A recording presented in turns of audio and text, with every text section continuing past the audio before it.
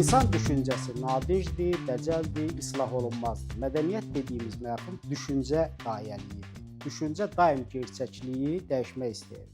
Gerçəkliyin alternativlərini yaratmağa cəhdidir. Sənət insanın alternativ gerçəkliyi yaratmaq yanğısı və bacarığıdır. Kubizm sənət anlayışı kimi fransız şairi Apollinerin müasiri Georges Braque'ın rəsmini kiçik kublar şəklində təsvir etməsi ilə başladı.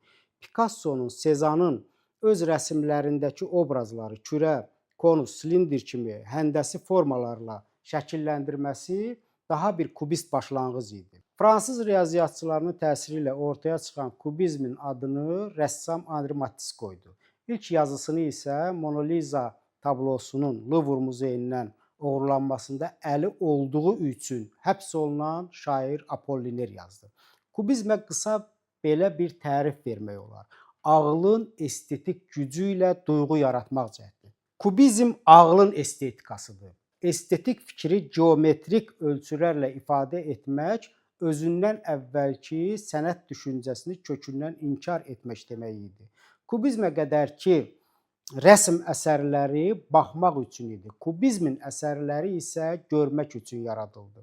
Kubizm öz izləyicisini heyran etmək fikrində deyil, onu yaradıcı prosesə cəlb etmək fikrindədir.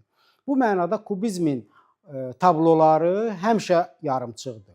Bu əsərlərin tamamlanması onunla üz-üzə qalan tamaşaçının beynində başa çatır. Kubizmdən zövq almaq üçün ən azı Picasso'nun yarısı qədər rəssam olmaq lazımdır. Kubizm sənətdə sərhəd tanımır. Sənətdə formalizmə, estetik məqsədə, əmtəə dəyərinə və faydalılıq prinsipinə cəsarətlə meydan oxuyur. Avangard sənət bəsit və adi olan gerçəkliyin azadlıq mücadiləsidir. Kubizm Renesansdan impressionizmə qədər uzanan sənətin davamı olmaq istəmir. Özü gələcəkdə sənət olacaq hər şeyin başlanğıcı olmaq iddiasındadır. Kubizmdə əsas olan obyekt deyil, subyektdir.